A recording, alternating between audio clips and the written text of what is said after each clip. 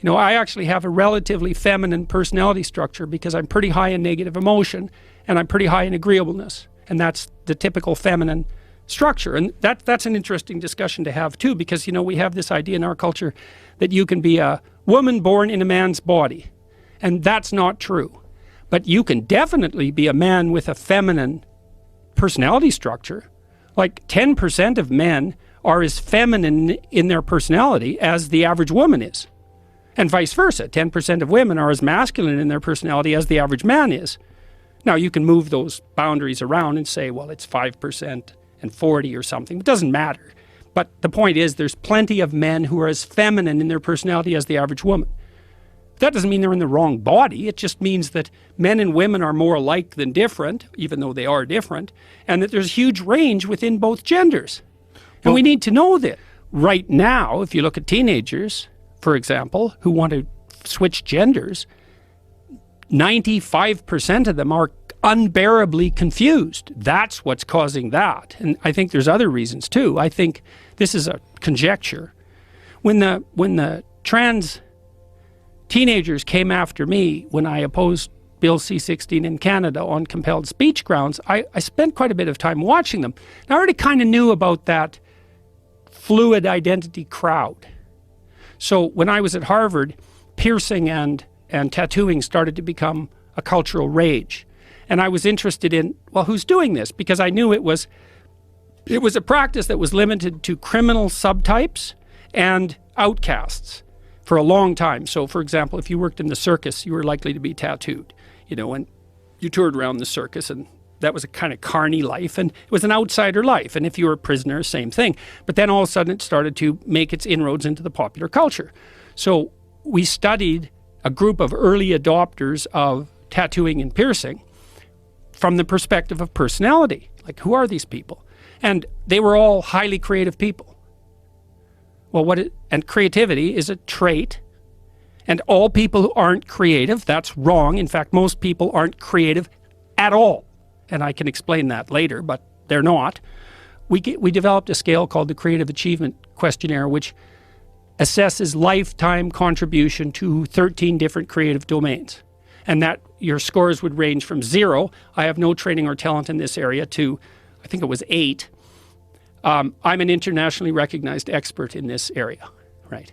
And so 70% of people, if you sum their scores across all 13 domains, scored 0. And I ask audiences, like, how many portraits have you painted?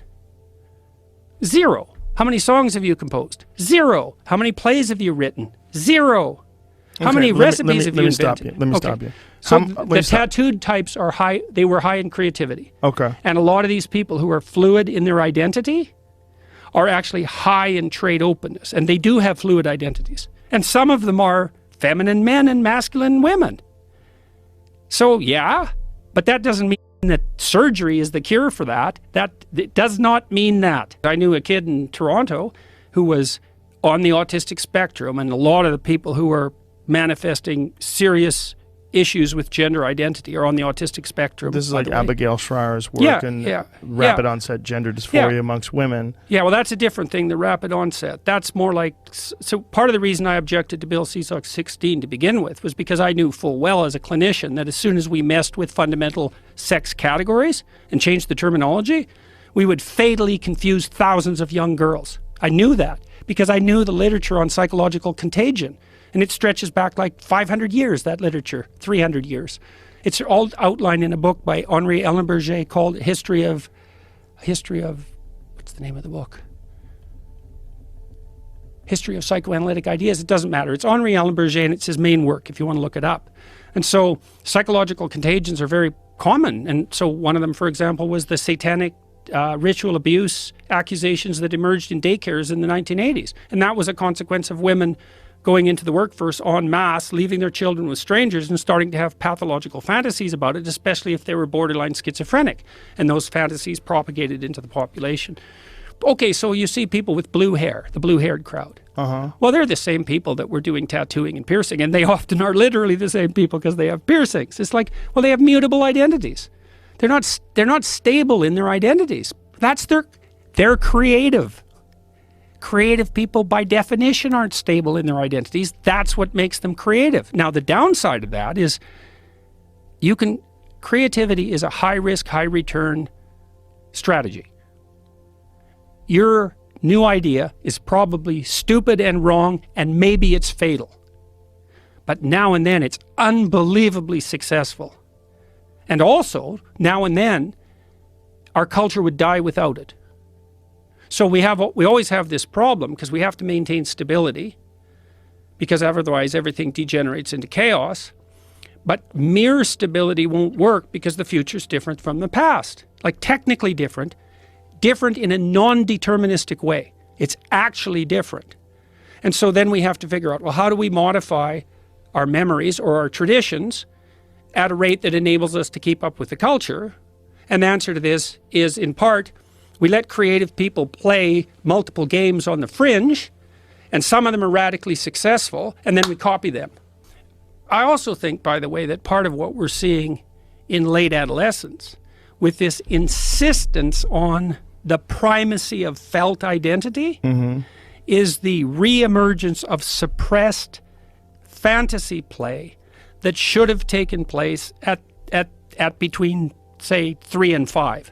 That's been suppressed by the imposition of technological artifacts like television and phones, and by the absence of free play among children who are hyper-supervised. So the fantasy play is imperative to develop your identity by trying out a bunch of different patterns of behavior. Yes, exactly. And ways to be. Yes, so when my son was about 2, his sister was about 3 and had a little gaggle of friends, and they used to dress him up like a fairy princess. And this didn't happen for like years. It happened for a couple of weeks, and he was playing along. And I went down there, and I'm a Northern Albertan, and so the gender roles there were fairly finely defined. And I was watching this, I thought, I only had qualms for like about 2 hours. I went and thought about it. I thought, okay, what's going on here? Well, he's playing with the girls. Okay, should he play with girls? Yes, definitely. He should play with girls. Absolutely. Adult males should play with women. Like, we should be able to play with people of the opposite sex. Like, so he's learning to play with the girls. Good. Is he enjoying it? Yes. Are they bullying him? No. Are the girls enjoying it? Yes. That's all good. Okay, so what does it mean he's playing at being a girl? Oh, he's trying to understand what it means to be a girl. Well, how do you understand that when you're 3? Or maybe when you're 50, you play at it, which means you allow that pattern of being to inhabit you.